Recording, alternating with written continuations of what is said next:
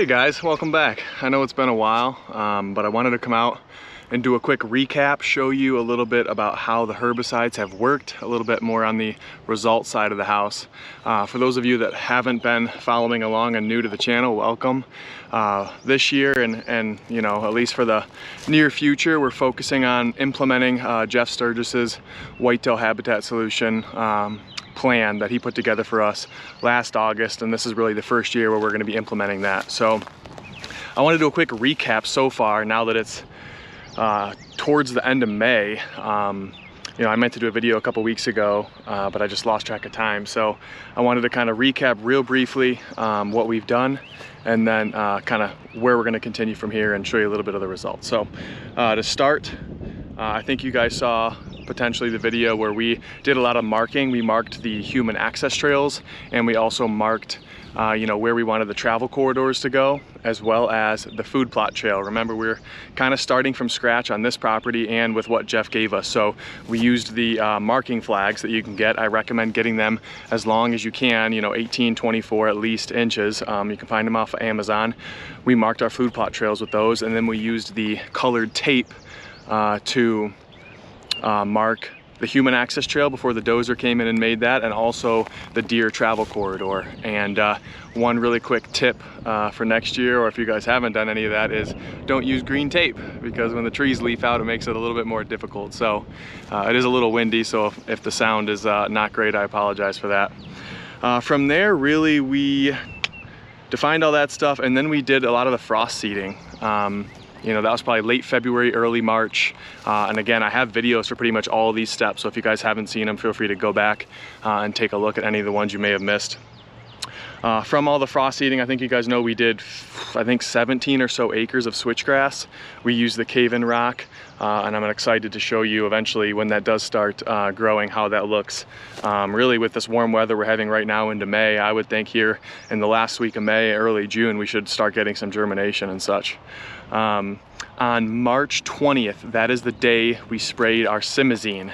And part of the results I wanted to show you is this. Check it out. You can see right here, this is basically going to be natural browse, and this is where we have sprayed Simizine. And then if you can see some of the weeds, this is the food plot trail here. So that was just glyphosate a little bit ago. I meant to show you guys a bigger difference before I sprayed glyphosate on that. However, I just ran out of time. So, but you can see right here, the Simizine worked very, very well.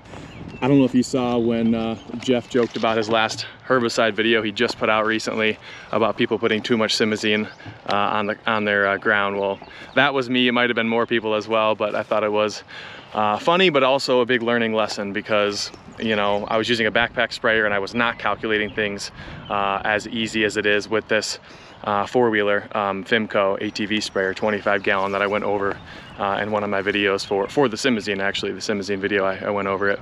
It's actually easier to do because it's just a larger amount of gallons, so per acre is just easy. And when Jeff talks about, you know, 2 quarts per acre, 1 pint per acre, it's just so much easier with a bigger container. But anyways, it worked very well. I think I was somewhere, maybe not perfect, but somewhere in the 2 to 3 quarts per acre with the Simizine, which is right where you want to be, even though it's kind of scary seeing this barren ground.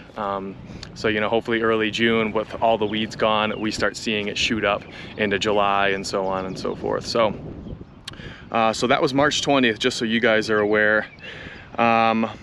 Defining the stuff. So from there, we planted 200 trees, I think, in April, and there's a video for that. And we also added 2 water holes, and there's a video for that. And those were all in kind of the April into May time frame to catch that spring rain into the watering holes, and the trees, you know, get a little bit of water, and hopefully a good growing season throughout the rest of the spring and summer and into the fall, and really get established those new trees since they were transplanted at, you know, 2 to 3 feet or so.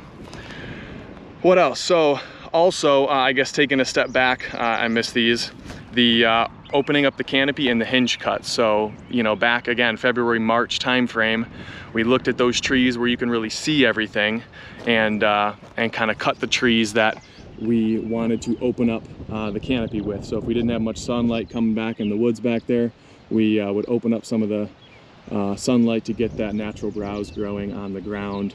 And at that same time, we were doing any hinge cuts that we wanted to do because the trees at that time weren't budding. So it was a great time to start the hinge cut process. Had a video on that down one of our east sides. There's only one east side, but down the east side in one corner back there.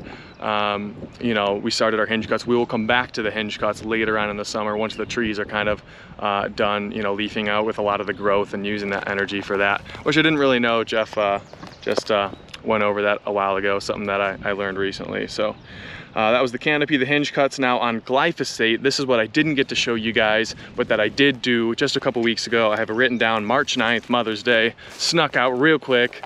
And you can see here, you know, again, Simizine, natural browse, and then that food plot's gonna open up here into a bigger, you know, 1 to 2 acre plot.